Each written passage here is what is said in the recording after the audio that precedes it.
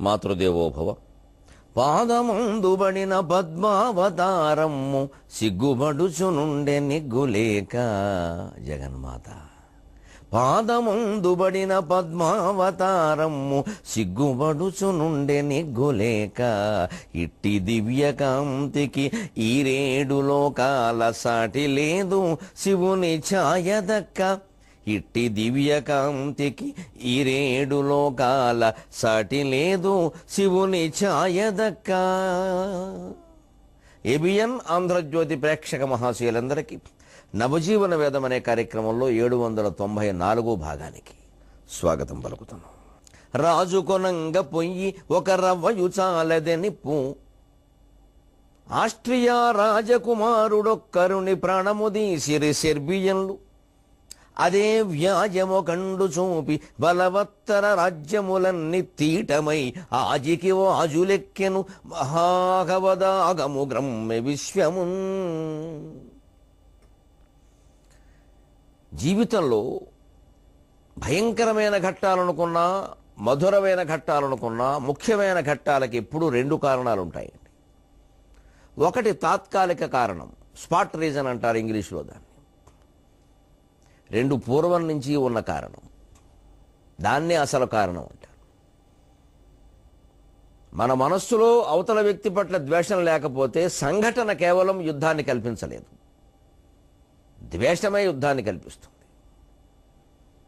మనం మందు వేయవలసింది ద్వేషానికి, మార్చవలసింది సంఘటనల్ని కాదు, మన మనస్సుని. సంఘటనలు ఏవో జరుగుతూనే ఉంటాయి. ఎందుకంటే మనకి ప్రేమ ఉన్న వ్యక్తుల విషయంలో ఆలోచిద్దాం దయచేసి.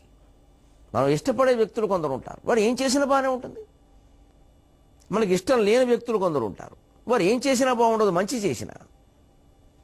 ఎందుకంటే వారు మనకి నచ్చలా. ఈ వ్యక్తుల్ని ద్వేషించడం, వ్యక్తుల్ని ప్రేమించడం, ఈ 2 మానుకోవాలి. అదే రాగద్వేషాలకు అతీతం అంటే. మనం వ్యక్తుల్ని కాదు ప్రేమించేది, ద్వేషించేది వ్యవస్థని. వ్యవస్థకు మేలు చేసేవాడిని అభిమానిస్తాం, చేసినంత వరకే. వాడి వల్ల వ్యవస్థకు ద్రోహం జరుగుతుందంటే వెంటనే వ్యతిరేకించాలి. వాడు తమ్ముడు కానీ, కొడుకు కానీ, భార్య కానీ, భర్త కానీ, ఎంత ప్రాణమిత్రుడు కానీ. ఈ భావం లేకపోవడం వల్లే ప్రపంచం మొత్తం స్వార్థ పిశాచం గజ్జెగట్టి తాండవం చేస్తుంది. వాడంటే నాకు ఇష్టం, నేను వాడిని సమర్థిస్తా. ఇష్టం ఏమిటి? ఎందుకు ఇష్టం? వాడంటే నాకు పడదు, నా దగ్గర వాడి మాట చెప్పకండి. వాడు మంచి చేసాడు అయినా సరే నాకు చెప్పకండి. ఇవాళ మంచి చేస్తూ అయిపోయిందా అంటే ఎన్ని మంచులు చేయాలి? మంచు కొండంత మంచులు చేయాలా? మన ఆలోచనల్లో ఉండే దోషమేనండి. ప్రథమ ప్రపంచ యుద్ధం, రెండవ ప్రపంచ యుద్ధం, 3 కాదు 36 ప్రపంచ యుద్ధాలు వస్తాయి ఇదే మనసుతో మనం ఉంటే. ఈ మనస్తత్వాన్ని మనం మార్చుకోవాలి. ఇది ఎవరికి వారు చేయాలి, ఎవరు చేసేది కాదు. పుస్తకాలు చేయలేవు, గురువులు చేయలేవు, కుదరదు. ఇది తైత్రీయోపనిషత్తులో మాట, కఠోపనిషత్తులో మాటే. నాయమాత్మా ప్రవచనేన లభ్యః న మేధయానో బహునా శ్రుతేన యమేవేష వృణుతే తేన లభ్యః తస్యైష ఆత్మా వివృణుతే తనం స్వాం అన్నారు. ఎన్ని ప్రవచనాలు విన్నా, ఎన్ని గ్రంథాలు చదివినా, ఎంత తెలివి ఉన్నా ఆత్మజ్ఞానం కలగదయ్యా. అవన్నీ నామమాత్రపు కారణాలు. కలిగించుకోవాలనే తీవ్రమైన తపన, పొందాలనే తీవ్రమైన తపన నీలో ఉంటేనే అది కలుగుతుంది, లేతే కలగదు. తపన ఉన్నప్పుడు గ్రంథాలు, గురువులు, ఉపదేశాలు అప్రయత్నంగా దొరుకుతాయి. అంచేది పెంచుకోవలసింది తపనే. అది వ్యక్తి ప్రయత్నం ద్వారానే సాధ్యం, కూర్చుంటే రాదు. అందుకే భగవంతుడు భగవద్గీతలో కశ్చిన్ మాం వేత్తి తత్వతః మనుష్యాణం సహస్రేషు కశ్చిన్ మాం వేత్తి తత్వతః యతతామపి సిద్ధానాం మనుష్యాణం సహస్రేషు కశ్చిత్ యతతి సిద్ధయే యతతామపి సిద్ధానాం కశ్చిన్ మాం వేత్తి తత్వతః. 1000 మందిలో ఒకడు కనిపించచ్చునయ్యా, 1000 మందిలో. మనుష్యాణం సహస్రేషు 1000 మంది మనుషులల్లా కొన్ని 1000 మంది మనుషుల్లో ఒక్కడ కనిపిస్తుందయ్యా. ఆత్మజ్ఞానం కోసం ప్రయత్నం చేయాలని. యతతామపి సిద్ధానాం, అలా కొన్ని 1000 మందిలో ఒకడు చెప్పున వచ్చిన వాళ్ళని విడిగా తీస్తే అలా ప్రయత్నించేటువంటి కొన్ని 1000 మందిలో ఒక్కడికి నేను దొరుకుతానేమో అనుమానం అయ్యా అన్నాడు. దొరుకుతానో లేదో అనుమానం అన్నాడు. అంత కష్టం అది. ఎందుకని వీటిని జయించాలి, వీటిని పోగొట్టుకోవాలి. ఈ శరీరం నాది కాదని తెలిస్తే తప్ప అది వీలు కాదు. అదే భండాసుర వధ. లలితా సహస్రంలో భండాసుర వధ నామాలన్నీ దాని అర్థంతోనే ఉంటాయి. అందుకని ఆయన ఏదో ఓ రాక్షసుడు అమ్మవారి వెళ్ళామని చెప్పడం ఇదంతా పౌరాణికంగా ఊరికే చిన్న వృత్తాంతం. అది దాని వెనకాల ఉండేదంతా ఈ శరీరం నేను అనుకునేటువంటి దేహాత్మ భ్రాంతిని పోగొట్టుకునే విధానమే. భండాసురుడు అంటే భస్మాసురుడు, అంటే భస్మప్రాయమైన శరీరాన్ని మనది అనుకోవడమే భండాసురుడు. దాన్ని పోగొట్టడం ఎంత కష్టం అంటే అమ్మవారు చాలా ప్రయత్నం చేసింది. నిత్యాపరాక్రమాటోపనిరీక్షణ సముత్సుక మంత్రిణ్యంబా విరచత విషంగభతోషిత విసుకర్ ప్రాణహరణ వారాహి వీర్యనందిత కామేశ్వర ముఖాలోక కల్పిత శ్రీ గణేశ్వర మహాగణేశ నిర్భన్న విఘ్నయంత్ర ప్రహర్షిత భండాసురేంద్ర నిర్ముక్త శస్త్ర ప్రత్యస్త్ర వర్షిణి. ఇంకా ఇవి చాలక కరాంగుడు నకోత్పన్న నారాయణ దశాకృతికి. ఎన్ని అస్త్రాలకి వాడు చావకపోతే 10 అవతారాలు పుట్టించింది. అంటే అర్థం ఏంటి? రామాయణం, భారతం, భగవద్ అవతారాలు, కథలు, భాగవతం అన్నీ చదివి ఈ దేహం నేననే భావాన్ని పోగొట్టుకోవయ్యా అని చెబుతుంటే మనం ఏం చేస్తాం? భాగవతం చదివాకే మా అమ్మాయికి పెళ్ళయిందండి. ఆ భావన పోగొట్టుకోవడానికి అమ్మ భాగవతం చదవమన్నది, పెళ్ళి అవ్వడానికి కాదు. విరాట పర్వం చదివాకే మాకు ఇంట్లో ఆ మనవడు పుట్టాడండి, దానికి దీనికి సంబంధం లేదమ్మా. ఈ పిచ్చి నమ్మకాలు పెంచుకుంటూ పోవడం వల్ల గ్రంథాల యొక్క అసలు తత్వం పోయింది. విరాట పర్వం ఎందుకంటే వాళ్ళకి, రుక్మిణీ కళ్యాణం ఎందుకంటే పెళ్లిళ్ళకి, సుందరకాండ ఎందుకంటే ఉద్యోగాలకి. అపూర్వమైనటువంటి ఆత్మజ్ఞానాన్ని వేదశాస్త్రాలు చదవకపోయినా కలిగేటువంటి జ్ఞానాన్ని సుందరకాండ ద్వారా పొందొచ్చు అంటే అది ఎవరికి నచ్చదు. నిజమేనండి, అదంతా గొప్పతే కానీ మనకు ఎలా వస్తుందండి అంతే అంటే పక్కనంటే. ఎందుకంటే మనకు అక్కలు వస్తుంది కదమ్మా, మనకు అక్కర్లేదు. అది మనకి అది కావాలని అనిపించట్లా, కావాలంటే వస్తుంది. మా బోటగాళ్ళకి ఆ దృష్టితో చదివే వాళ్ళకి మాకు అది వస్తుంది, మీకెందుకు రాదు? మళ్ళీ మమ్మల్ని అవతార పురుషుని చేసేయడం, ఇంకెవడు ఇది బాగు చేయలేడు దేశాన్ని. అసలు ఒక మనిషిని అవతార పురుషుడని మాట్లాడడం మానేయాలండి ముందు అసలు ఈ దేశంలో. అలా మాట్లాడకుండా ఉంటే దేశం బాగుంటుంది. కాస్త 4 ఉపన్యాసాలు అవగానే వాడు అవతార పురుషుడు. ఎవడు అవతారమో తేడమే తలవాయి. ఇంకా అవతార పురుషుడు అనగానే ప్రమాదం ఏమిటంటే ఆయన ఎవ్వరూ అనుసరించరు, ఆరాధిస్తారు, మూర్ఖులైపోతారు. ఆయన ఏడుస్తూ కూర్చుంటాడు, ఇదేమిటిది, నేను ఎంత కష్టపడి ఎంత నేర్చుకున్నా వీళ్ళందరూ నా కాళ్ళమే పడుతున్నారు, నేను ఏం చేయాలి ఇప్పుడు అని. పాపం ఆయనకి ఏం చేయాలో తెలియదు. ఆ నిజంగా మహాయోగి అయితే ఎక్కడికో పారిపోతాడు రమణ మహర్షిలాగా, లేదైతే భోగాలకు అలవాటు పడిపోతాడు. పోన్లే వాళ్ళు అంటున్నారు కదా వాళ్ళ కలిసిపోదామని. అంటే ఆయన వల్ల మనం బాగుపడకపోక మన వల్ల ఆయన చెడిపోయాడు. ఎంతమంది మహానుభావులు పుట్టినా ప్రపంచ యుద్ధాలు జరగడానికి కారణం ఇదే. అందుకే పైకి కనిపిస్తున్న కారణాలు ఉన్నాయి. ఆస్ట్రియా రాజకుమారుని ఎవరో చంపడం, సెర్బియన్లు, అప్పుడు మిగిలిన వాళ్ళు రావడం, ఇది పైకి కనిపిస్తున్న కారణం. అసలు కారణం అది కాదు. తరంగం స్పష్టంగా చెబుతోంది. సముద్రం కాబట్టి, భూతత్వం, భూమి మీద ఉన్న మనుషుల తత్వం బాగా గ్రహించింది కాబట్టి చెబుతోంది. అసలు కారణాలు ఎక్కడున్నాయో తెలుసుకుందాం, పరిష్కరించుకుందాం. వలసలుగాగబట్టి తమ వస్తువులన్నీయునంటగట్టి వారల సిరి కొల్లగొట్టి తమ రాజ్యములందున దాచిపెట్టు ఆ బలిసిన పౌరుషమ్ములను పట్టుదల ప్రథమ ప్రపంచ సంకుల సమరమ్ము తెచ్చినవి. ఏం చెప్పమంటావు కవి? గుర్రము గాడిదెయ్యే రానురా, గుర్రము గాడిదెయ్యే రానురా. మానవ జీవనం రాను రాను రాజుగుర్రం గాడిదైందన్నట్టుగా తయారైందయ్యా. డబ్బు డబ్బు డబ్బు సంపాదించిన డబ్బు మనిషిని ఎలా తయారు చేస్తుందో తెలుసా? గుర్రాన్ని గాడిదని చేస్తుంది. అంచేది ఆ డబ్బు సంపాదనకే వెయ్యాలి కళ్యాణం. నాకు అక్కర్లేదు, నేను రాను. డబ్బు ఇస్తామంటే అసలే రాను అని చెప్పడమే మొహమాట లేకుండా. డబ్బు మీద వ్యామోహాన్ని వదులుకోగలిగితేనండి ఇంక ఊరికే వస్త్రాలు, ఈ పళ్ళు, లేకపోతే ఈ పాద పూజలు అవి పెద్ద వ్యామోహం కాదండి. అవి వదిలి ఇచ్చింది తేలిగ్గా. ప్రధాన వ్యామోహం డబ్బే. కొందరికి డబ్బు కాదు, పాపం వెండి బంగారాలు. మహానుభావులు చాలా తెలివైన వాడు. డబ్బు వద్దండి, వెండి బంగారం నొక్కేస్తారు. డబ్బు ఏమవుతుంది? డబ్బు ఇవాళ ఉంటుంది, రేపు పొద్దున రద్దు చేస్తే చేసేది ఏం లేదు. ఈ ఉన్న 2000 నోట్లు కూడా రద్దు అయితే చేసేది లేదు. బంగారం ఎప్పుడు రద్దు చేయరుగా. అంచేది వారు అలా సంపాదించుకుంటూ ఉంటారు. బంగారం వెండి, బంగారం వెండి. డబ్బు ఎందుకు? అబ్బాయి డబ్బు మాకు అక్కర్లేదండి, వెనకాల బంగారం వెండి నొక్కే, అది పేరుకుపోతుంది. ఏదైతే ఎప్పటికో కానీ ఆ జీవికి అర్థం కాదు తాను మోసం చేశాను అనే మోసపోయాను కూడా అని. ఎందుకంటే ఇంకా డబ్బు బాగా సంపాదించినా ఇలా 1000 నోట్లు 500 నోట్లు అంటే రద్దు చేస్తే అవి ఏం చేయాలో తెలియదు. ఆ కోట్లన్నీ వృధాయే. కానీ బంగారం అలాగా దాన్ని ఎవరు రద్దు చేయలేరు. అందుకని తెలివైన వాడు బంగారం రూపంలో నొక్కేస్తారు. ఏం పుచ్చుకోవట్లేదని మనం అనుకుంటాం. నమశివాయ. మనిషి మనస్సు ఎక్కడ పాడవుతోందంటే ఈ ప్రథమ ప్రపంచ సంగ్రామానికి కూడా కారణం ఏమిటంటే వలసలుగాగబట్టి. మనం ఇదివరకు చెప్పుకున్నాం ఇంతకుముందు అధ్యాయం, ఈ అధ్యాయం ప్రారంభంలో. కాస్త ఉన్న దేశాల వాళ్ళు ఇంకా కొత్త దేశాలు ఏమున్నాయా అని వేట మొదలెట్టారు. కొలంబస్సుల్ని, వాస్కోడి గామాల్ని పంపించి ఆ చిన్న చిన్న దేశాల వాళ్ళు కాస్త అనాగరిక జాతుల వాళ్ళని వాళ్ళ అమాయకులను చేసి కొత్త ఆయుధాలతో వాళ్ళని జయించి బానిసల కింద పట్టుకున్నారు. గుంపులు గుంపులుగా మనుషుల్ని వేలం వేసిన ప్రపంచం అండి ఇది. మనుషుల్ని గుంపులుగా వేలం వేయడం. ఓ 100 మంది నుంచోబెట్టి ఒకడు వేలం పాట పాడుకుంటాడు. ఆ 100 మందిని వాళ్ళు లాక్కెళ్ళిపోతాడు. వీళ్ళ చేతులు కట్టుకుని నిలబడ్డమే. బానిస వ్యవస్థ. మన సంస్కృతిని గురించి కూడా మనం అంత గర్వించక్కర్లేదు ఈ విషయంలో. ఒక రాజకుమార్తెకి పెళ్ళైతే 1000 మంది దాసీల్ని రాజుగారు కూడా పంపించారంటే వారంతా బానిసలే. వ్యవస్థ ఇక్కడ నడిచింది, మనం అంగీకరించాలి. ఇదేమీ ప్రపంచం బొడ్లోంచి ఓడబొడుచుకుని పుట్టిన దేశం కాదు. ఈ అనవసరపు అహంకారాలు హిందూ ధర్మాన్ని కూడా నాశనం చేస్తాయి. పొరపాట్లు మన దగ్గరే జరిగాయి. దాసీల మారకం రూపంలో, దాసీల దానం రూపంలో బానిస వ్యవస్థ ఇక్కడ నడిచిందండి. విదేశాల్లో బ్రహ్మాండంగా నడిచింది. నిలబెట్టి వేలవేయడం, ఏం మాట్లాడడానికి లేదు. వాళ్ళకి చదువు లేకపోగా, అన్నం లేకపోగా వెట్టి చాకిరి, ఇంత తిండి బారేయడం, 24 గంటలు పనిచేయించడం, తరతరాలు వంశాల తరబడి వాళ్ళని ఇష్టం వచ్చినట్టు వాడేసుకోవడం. అసలు కొన్ని దేశాల్లో అయితే, నేను ప్రపంచ చరిత్ర చదివిన మనిషిగా చెబుతున్నా, ఏడిచానండి ఈ కావ్యం రాసేటప్పుడు.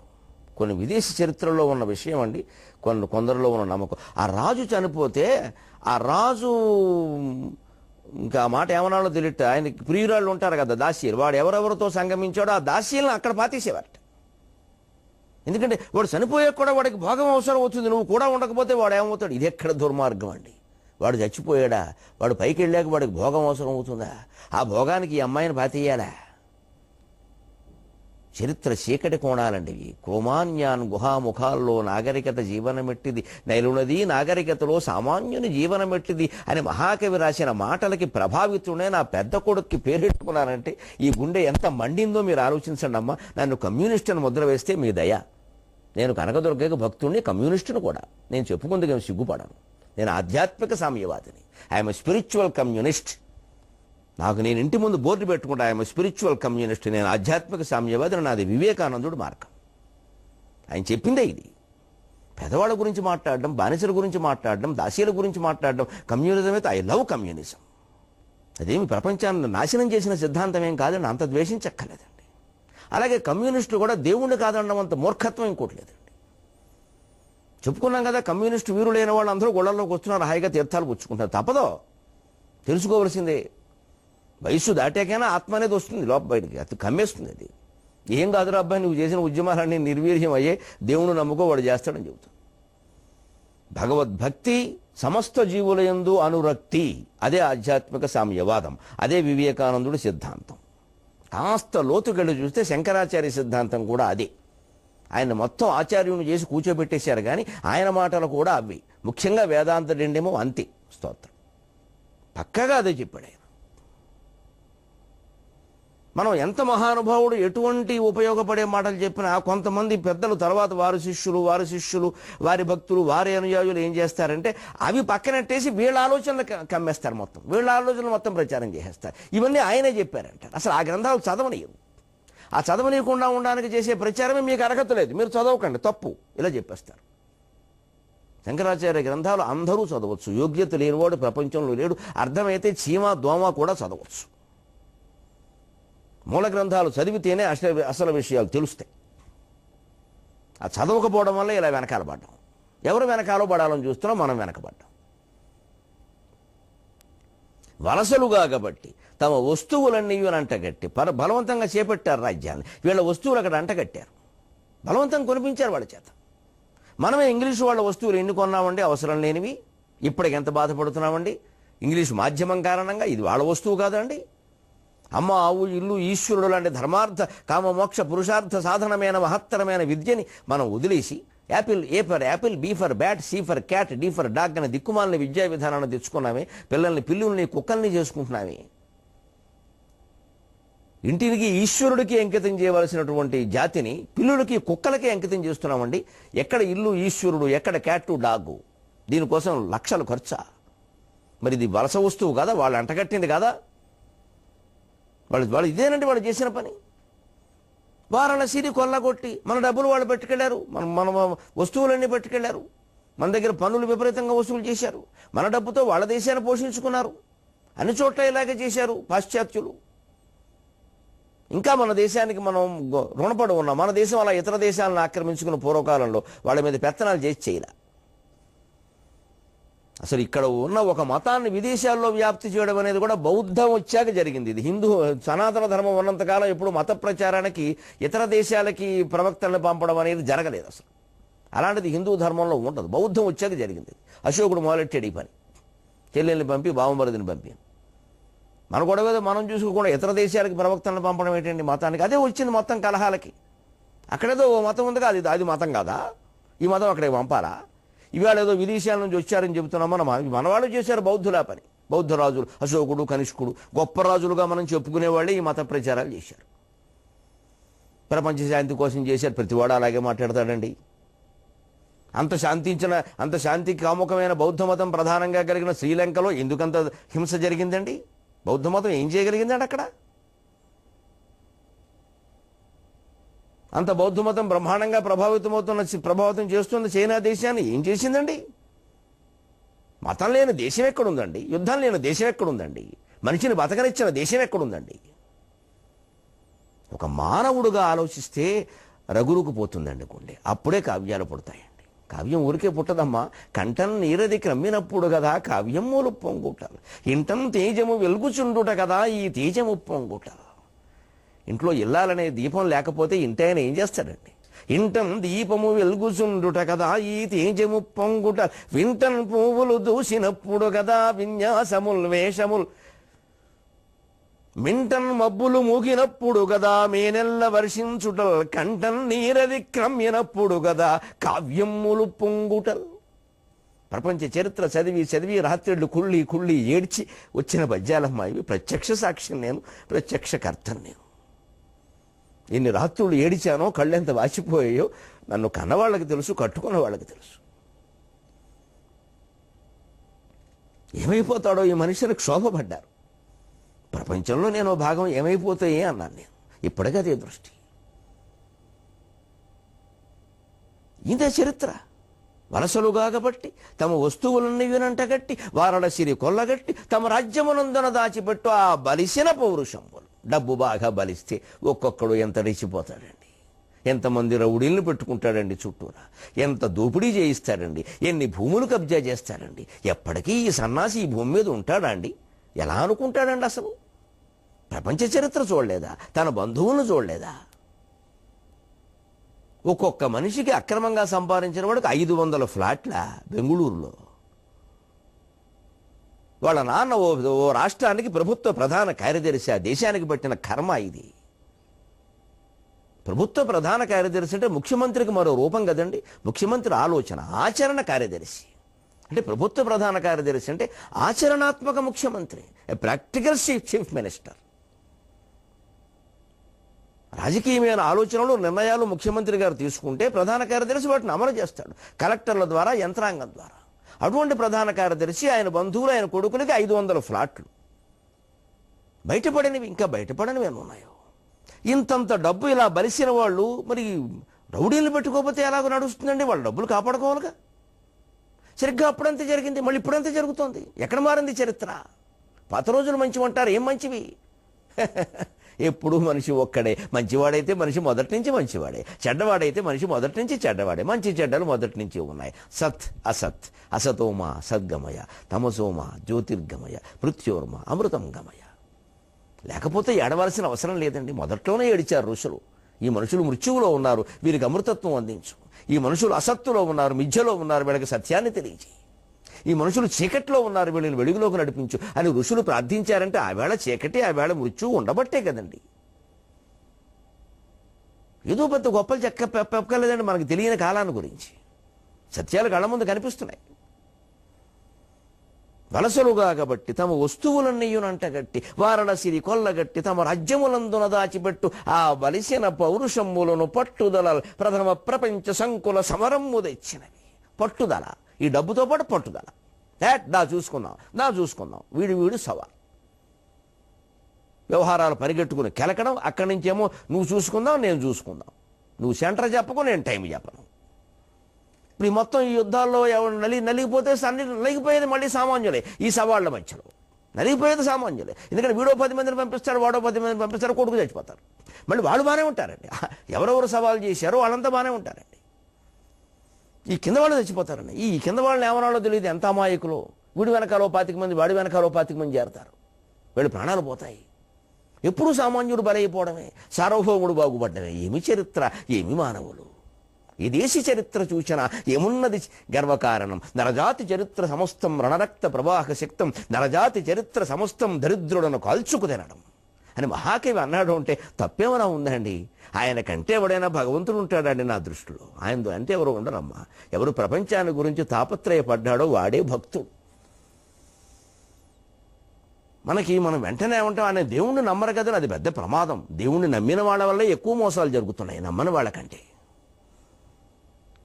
175 కోట్లు దాచేసుకున్న వాళ్ళు, 117 కేజీలు బంగారం దాటేసిన వాళ్ళు, దాచుకున్న వాళ్ళు చాలా నమ్మారు దేవుణ్ణి, పెద్ద పెద్ద పోట్లెట్టారు. ఇప్పుడు గ్రహింతుముగాక దైవభక్తికి నిజాయితీకి సంబంధం లేదని. ఉండవలసింది నిజాయితీ తప్పితే దైవభక్తి ఏం కాదు. దైవభక్తికి నిజాయితీకి సంబంధం లేదు. దైవభక్తులైనంత మాత్రాన్ని నీతి నిజాయితీలు ఉంటాయని, దేవుణ్ణి నమ్మనంత మాత్రాన్ని నీతి నిజాయితీలు ఉండవని ఎవరూ చెప్పరా. రుజువైపోతుంది మనకి. ఎవరు ఎక్కువ మోసాలు చేస్తున్నారు. 40 లక్షల కుటుంబాలను రోడ్డులు పడేసిన వాడు పెద్ద పెద్ద పంచెలు కట్టారు, కండువాలు వేశారు, అడ్డబొట్లు పెట్టారు. మరి వాడే పడేశారు. మనం నమ్మేస్తాం. వెంటనే ఆయన రోజు అభిషేకం చేసుకుంటారండి. చక్కగా బొట్టెట్టుకుంటే కానీ బయటికి రారండి. ఎవడికో నామం పెడితే కానీ కూడా బయటికి రాడమ్మా. నీకు తెలియదు ఆ విషయం. అందుకే ఈ బాహ్య చిహ్నాల బట్టి మనుషులను నమ్మడానికి వీల్లేదు. అంతర్గత ప్రవృత్తిని పరిశీలించుకోవలసిందే. అన్ని విధాలా జాగ్రత్తగా ఉండవలసిందే. అందరిలోనూ అంతర్గతంగా శక్తిగా ఉన్న అమ్మవారిని మనం ఆరాధించవలసిందే. కనకదుర్గే గతి అందరికీ. ఎందుకంటే అందరిలోనూ ఉన్నది ఆవిడే. మరి మనం భౌతికంగా మనం ఏం చేస్తామండి? పరిమితమైన వ్యక్తులు. లేకపోతే ఇంతే. గుర్రము గాడిదే అయ్యే రాను. పైగా ఈ యుద్ధంలో జరిగిన భయంకరమైన ఘోర విషయం అండి మొదటి ప్రపంచ యుద్ధం. యుద్ధం తీరు మారిపోయిందండి. ఎదురెదురుగా యుద్ధం చేసే పరిస్థితి లేదండి. మోసకారి యుద్ధాలు. మానములేని యుద్ధము విమానమునన్ నడిపించే మానవ ప్రాణములను హరించుటకు. మానములేని యుద్ధము విమానములను నడిపించి మానవ ప్రాణములను హరించుటకు. రైటు సహోదరులెంత కృంగిరో జ్ఞానములేని యుద్ధము శ్మశానము చేసి సమస్తము జనస్థానములందు రేబవలు దడులు సాగే దయావిహీనతన్. ఇది మానవు లేని యుద్ధం, సిగ్గు బిడియం లేని యుద్ధం మొదటి ప్రపంచ యుద్ధం. అక్కడి నుంచి వచ్చిన అన్ని యుద్ధాలు కూడా. పూర్వకాలం హిందూ దేశం సహా అన్ని దేశాల్లోనూ ఎక్కడ యుద్ధాలు జరిగినా వీరులు ఎదురుబడి కత్తులు పెట్టి గుండెకు గుండె చేర్చి పోరాడేవాళ్ళు. ఎవరి సత్తా ఏమిటో తెలిసేది. యుద్ధం రావడం ఎప్పుడూ తప్పేయనా, యుద్ధం ఎప్పుడూ మనం కోరుకోకూడదేనా, కనీసం యుద్ధం చేయడానికి ఒక విధానం ఉంది. దాన్ని భారతీయ ధర్మశాస్త్రాల్లో స్పష్టంగా చెప్పారు. పారిపోయేవాడిని చంపొద్దు, భయపడినవాడిని చంపొద్దు, కాళ్ళ మీద పడినవాడిని చంపొద్దు, అంతఃపురంలో దాక్కున్న వాడిని చంపొద్దు, దీనంగా చూస్తున్న వాడిని చంపొద్దు. ఇన్ని నిబంధనలు పెట్టారు. వేటాడడానికి కూడా ఇన్ని నిబంధనలు ఉన్నాయి. కానీ తుపాకులు కనిపెట్టాక మనిషి, బాంబులు కనిపెట్టాక ఈ నిబంధనలన్నీ గాలి కొట్టుకుపోయి. మానవులైన యుద్ధము విమానములను నడిపించి మానవ ప్రాణములను హరించుటకు. విమానాల్లో తీసుకెళ్లి బాంబులు వేశారండి మొదటి ప్రపంచ యుద్ధం కాలంలోనే. రైటు సహోదరుడు ఎంత కృంగిరో అంటోంది తరంగ. విమానాన్ని కనిపెట్టినటువంటి రైట్ బ్రదర్స్ ఉన్నారే, అయ్యో మన ఇంటి పేరు రైట్ కానీ మనం చేసింది రాంగ్ అనుకున్నారు వాళ్ళు. విమానం కనిపెట్టి చాలా తప్పు చేసేవరా, వీళ్ళు విమానంలో బాంబులు వేస్తున్నారు. వీళ్ళు విమానం కనిపెట్టింది ఎందుక? మనిషి చాలా వేగంగా వెడతాడు, ప్రపంచం అంతా ఏకమవుతుంది, భూమండలం అంతా మానవులు ఒకళ్ళనొకళ్ళు కలుసుకుంటారు, ఒకరి నాగరికతలో ఉండే విషయాలు ఇంకొకళ్ళు తెలుసుకుంటారు, ఒకరి సంస్కృతిలో ఉండే ఉత్తమ విషయాలు ఇంకొకళ్ళు అనుసరిస్తారనే విమాన మార్గాలు నౌకా మార్గాలు కనపడితే మనుషులేమిటి ఇలా ప్రతిదాన్ని దుర్వినియోగం చేస్తున్నారు అని ఆ రైట్ బ్రదర్స్ అప్పటికే అమరలోకానికి చేరిన వాళ్ళు ఎంత సమరం పడుంటారోనండి. అక్కడ ఒక్కొక్క శాస్త్రవేత్త జీవితాన్ని పణంగా పెట్టి అగ్నిచ్చటలతోటి ఆహవం చేసి ఒక్కొక్క వస్తువు కనిపెడితే మనం దాన్ని ఎలా చేస్తున్నామండి. కడుపులో ఉన్న పిల్ల ఆరోగ్యంతో ఉందో లేదో తెలుసుకుందాం, దానికి అవసరమైతే అక్కడి నుంచే ఏదైనా మందు వాడదామని స్కానింగ్ యంత్రం కనిపెడితే ఆడపిల్లల్ని చంపేసేమే 20 ఏళ్లుగా ఈ దేశంలో. ఈవేళ మరి ఆడపిల్లలు మగపిల్లల మీద పెత్తనం చేశారంటే చేస్తారమ్మా, కర్మ అనుభవించడమే. వాళ్ళని చంపేశాం కదా. మానవ సౌభాగ్యం కోసం ఏ శాస్త్రవేత్త తన జీవితాన్ని పణంగా పెట్టి ఏ యంత్రం కనిపెట్టినా ఏ మంత్రం కనిపెట్టినా అన్ని దుర్వినియోగం అయిపోయాయి మనిషి బుద్ధి కారణంగా. ఈ బుద్ధి నవజీవన వేదం వల్ల మారుతుందా? నా ఆశ, ఏబిఎన్ వారి ఆశ అంతే. ఒక తాపత్రయం, ఒక ప్రయత్నం, అమ్మవారి దయ. మానము లేని యుద్ధము విమానములను నడిపించే మానవ ప్రాణములను హరించుటకు రైటు సహోదరులెంత కృంగిరో. జ్ఞానము లేని యుద్ధము శ్మశానము చేసే సమస్తమును, జ్ఞానము లేని యుద్ధము శ్మశానము చేసే సమస్తమును జనస్థానమునందు రేబవలు దడులు సాగే దయావిహీనతన్. ఏమాత్రము జ్ఞానం లేని యుద్ధం అండి. మొదటి ప్రపంచ యుద్ధంతోనే ఈ రకమైన దిక్కుమాల యుద్ధాలు మొదలయ్యాయి. మొత్తం భూమిని శ్మశానం చేసేసింది. జనస్థానమునందు రేబవలు దాడులు సాగే దయావిహీనత. ప్రజలు ఉండే ప్రాంతాల్లో అర్ధరాత్రి పగలు సమయం లేకుండా, ఒక యుద్ధ భూమి అనేది లేకుండా, ఒక నియమం లేకుండా, శంఖధ్వానాలు లేకుండా, ధనుష్టంకారాలు లేకుండా, ముందస్తు హెచ్చరికలు లేకుండా పడుకున్న వాళ్ళ మీద బాంబులు వేయడం, ఇవి ఎక్కడ యుద్ధాలండి? విచిత్రమైన యుద్ధాలు. వీటికి కనీసం 23.5 గంటల పాటు ముగింపు పలుకుదామమ్మా. సెలవు.